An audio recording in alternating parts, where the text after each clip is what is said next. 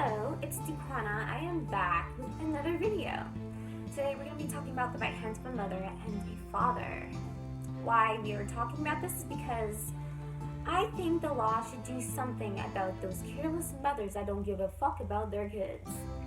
Okay, so this is my idea of what they should do.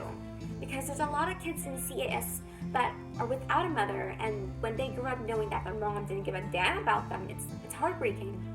It's very heartbreaking, and I think it should stop. Like, literally. Like, what's the point of you having kids if you can't even take care of your bloody self, right? So, anyways, it's sad how these kids are growing up without their parents. Every mother and every father should be raising their damn kids, not going out having freaking fun. Once you have a kid, you eventually are gonna have to take care of it. It becomes a part of your life until it dies, or you can be responsible for it until you're 18. So, I think the government should do something. That is my opinion. I think for those that can't raise their kids should have their tubes tied, especially for those mothers that have bipolar disorder or any disorder that can't raise their kids properly.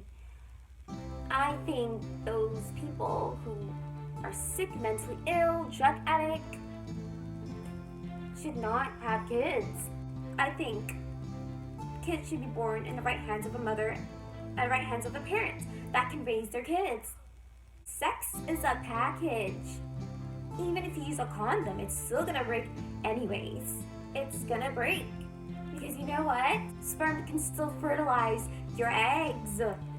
Anyways, there's a book called The Glass Castle. I'm not sure if you guys read it or heard of it before, but it is based on a true story, and it's very sad and upsetting on how these parents out there didn't take care of their kids properly. The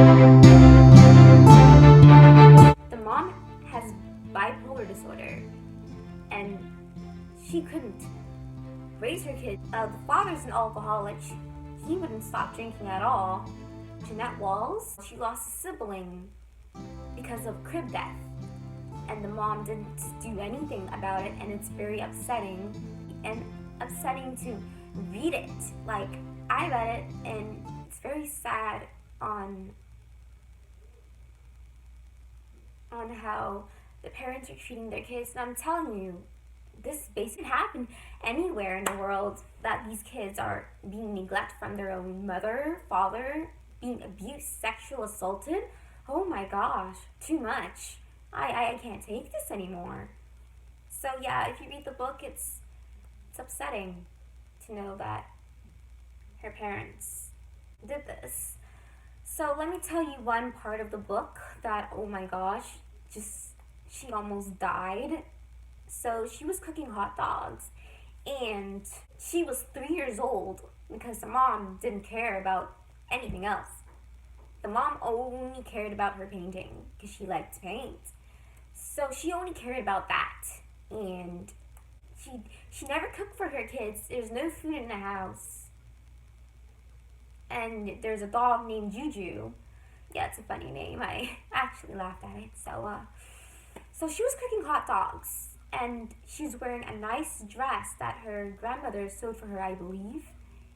And her dress caught on fire.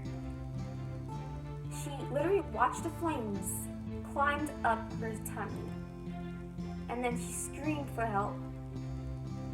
She screamed for help, and basically the mom and the dad took her to the hospital, but they didn't really like the hospital because it was clean and nice, and they live in a dirty old whatever trailer or wherever they lived in the desert or somewhere. So yeah, she was 3 and she was cooking hot dogs when you shouldn't be allowing your own child to be cooking hot dogs at 3 years old. She got a really bad burn on her side. So basically her father said, "I'm gonna get you out of here," and he basically grabbed his daughter and ran out of the hospital. and took him to some witch doctor or whatever it called. And yeah, and then a few weeks later, she's back cooking hot dogs again. After the incident she just had. See, this is what I'm saying. These parents is neglecting her own kids. Her brother, Brian, his head was bleeding, and they never got it checked out. Any injury that they had, they never got it checked out. There was another part in the story when the mom was pregnant, and the father was drunk and driving, and Jeanette, Lori, and Brian were at the back of the car. The father was drinking drunk, the mom was pregnant with another kid. So at nighttime, they were arguing in front of the kids, saying all these horrible, rude words that they think it's okay to say. And she got out of the car, and he was running her down with the car while she was pregnant. She was either 10 months pregnant or overdue, obviously. She was running from him, and he was drunk until he cornered her. And I thought she was gonna die. I thought she was gonna lose that baby when I was reading that book. And it was really upsetting to hear that, how the father was drunk driving and drinking and running his wife, almost killing his wife while she's pregnant. Do you know how scary that is? After he cornered her, he grabbed her and literally threw her to the car. She is pregnant. She could have lost that child if he actually ran her over the car. They both could have died. Every time the father goes and drink, that's money that he's wasting for his kids to buy them food to eat. They're starving. And all the mother did was buy equipment for paint and not for food for her bloody kids. I mean, I don't understand. If you can buy a freaking paint equipment, why can't you go buy freaking food for your freaking kids? And then there's this one thing that breaks my heart. The mother was eating chocolate and didn't give any of her kids none, and her kids were starving to death. They wanted something to eat, and she ate it all, almost, because she was hiding it underneath the blanket in the couch. How could you? A chocolate bar, family-sized chocolate bar. I think it was Hershey chocolate bar. How could you do that to your kids? That's an example of not giving two damn about your freaking kids.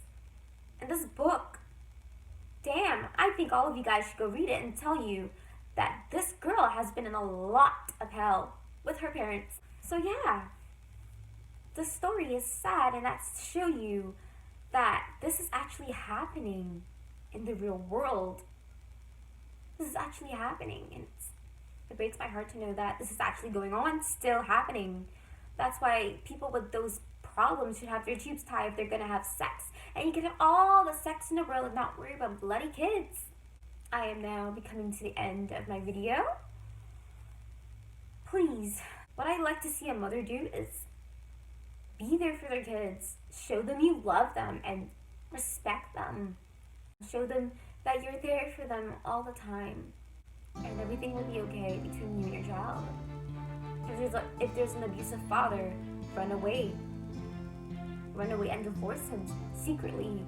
Go get your tubes tied. Father, go have a vasectomy. Simple. And that is the end.